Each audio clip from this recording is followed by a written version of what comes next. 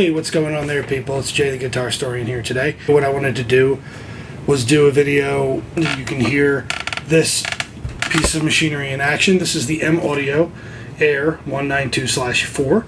Just got it and I've been playing around with it. It's an audio interface, so if you're keen on recording onto your computer, you obviously need one of these in order to turn your analog signal, which comes from the guitar, into a digital signal, which goes into this and then goes into your computer and creates a digital signal. Now, the great thing about these is that you can hook it up any way that you want. You can hook it up through a pedal, you can hook it up mic'd to your amp, you can hook it up straight in dry, and then you can add effects later. You can do pretty much whatever you want to do with it.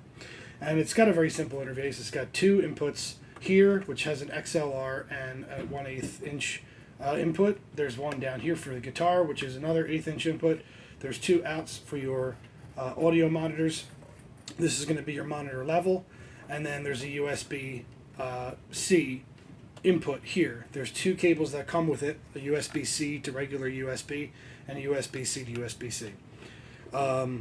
So basically these are going to be your input levels. So these are what you would tweak if you were getting too much clipping on your end of the computer. So you want to kind of dial it back a little bit so you can cut the gain coming into your computer. This one here is going to be your USB to direct line. So basically what this does is it lets you monitor what's going into your computer. So if you have any latency going on, you can know what's going into the computer and how much lag you're going to have.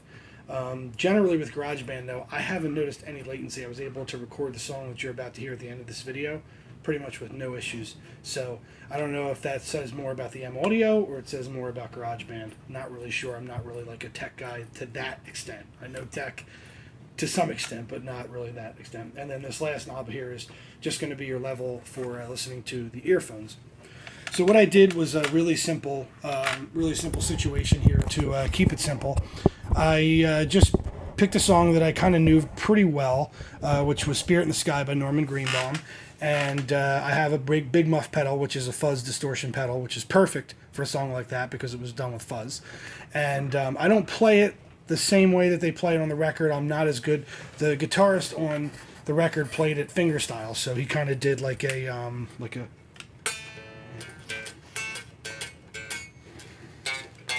and I'm just not as good with it, so I kind of do it as a more kind of bluesy, straight ahead kind of riff, which I do start it with that open.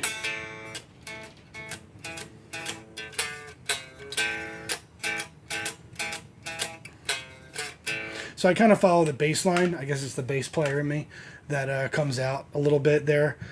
And again, more of a bluesy version of it. But basically what I did was I downloaded an MP3 backing track from the internet, which was everything but the guitars.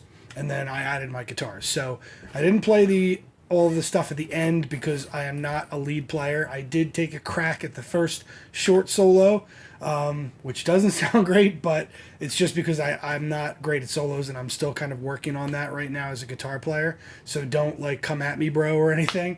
But I just figured you guys would like to hear the finished product of how that's going to sound with you know, the Epic phone all set up the way it is with the Wolfetone pickups and everything, going through the big muff, going through the M Audio and into GarageBand with really very little tweakery afterwards. So enjoy and let me know what you think.